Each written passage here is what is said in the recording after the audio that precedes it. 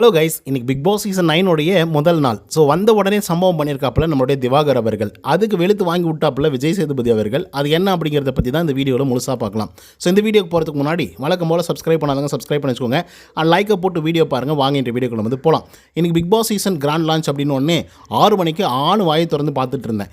Grand லான்ச்னா இதுதான்டா grand launch அப்படின்ற மாதிரி செட்டெல்லாம் தரமாக வந்துருந்தது. ஒரு பக்கம் பார்த்தா என்னம்மா க்ரியேட்டிவிட்டி பண்ணி வச்சுருக்காங்க. ஆர்ட் ஒர்க்கெல்லாம் பார்க்கும்போது ஐயோ இது பிக் பாஸ் செட்டா இல்லை எகிப்தில் இருக்கோமா இல்லை பழங்காலத்துக்கு போயிட்டோமா அப்படிங்கிற மாதிரி வந்து இருந்தது. அண்ட் இதில் வந்து ஏகப்பட்ட கான்செப்டெல்லாம் வேறு யூஸ் பண்ணியிருக்காங்க. நீர், நிலம் அந்த மாதிரிலாம் வந்து. அதுக்கப்புறம் வந்து பார்த்திங்க அப்படின்னா கண்டஸ்டண்ட்டை வேறு அறிமுகப்படுத்தினார் நம்மளுடைய விஜய் சேதுபதி அவர்கள்.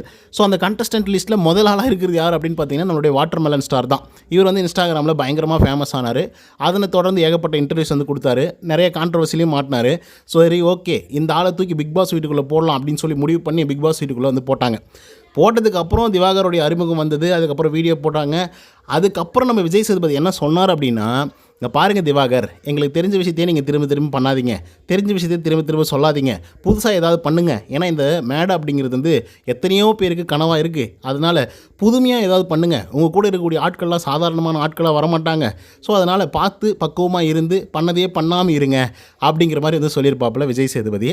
இதுக்கெல்லாம் தலையாட்டிகிட்டு இருந்தார் நம்மளுடைய திவாகர். எல்லாத்தையும் பண்ணிவிட்டு கடைசியாக அவர் வீட்டுக்கு போகிறதுக்கு முன்னாடி, அதாவது இட்ஸ் மீன்ஸ் பிக் பாஸ் வீட்டுக்குள்ளே போகிறதுக்கு முன்னாடி, சார் எனக்கு ஒரு ஆசை இருக்குது சார், அது என்னென்னா நான் ஒரு தடவை நடிச்சு காட்டுட்டா சார், எனக்கு ரொம்ப ஆசை சார் அப்படின்னு வந்து சொல்லியிருப்பாப்புல. அதுக்கு விஜய் சேதுபதி என்ன சொல்லியிருப்பாருன்னா, இவர் வந்து ஒரு டாக்டர். ஸோ அதனால் வந்து டாக்டர் வேலையை மட்டும் பாருடா அப்படின்றத வந்து சொல்லாமல் வந்து சொல்லியிருப்பாப்புல. இட்ஸ் மீன்ஸ் அவர் என்ன சொன்னார்னா, இங்கே பாருங்கள், இப்போ தான் சொன்னேன், எங்களுக்கு தெரிஞ்ச விஷயத்தையே திரும்ப திரும்ப சொல்லாதீங்க, தெரிஞ்ச விஷயத்தையே மறுபடியும் பண்ணாதீங்க.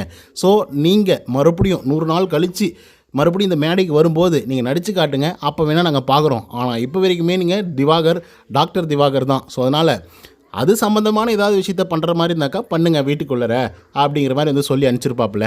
ஆனால் நம்ம திவாகர் இருக்கார்ல, அதெல்லாம் கேட்டுட்டு மறுபடியும் பிக் பாஸ் வீட்டுக்குள்ளே வந்து வாவ் அப்படின்னு வந்து சொல்லிவிட்டு கடைசியாக வந்து விஜய் சேதுபதி என்ன பண்ணக்கூடாதுன்னு சொன்னாரோ அதையே முதல்ல போய் ஃபஸ்ட் ஆளாக நின்று செஞ்சுருந்தாப்புல. அது என்ன அப்படின்னா, அவர் பாட்டுக்கு டான்ஸ் ஆடுறாரு.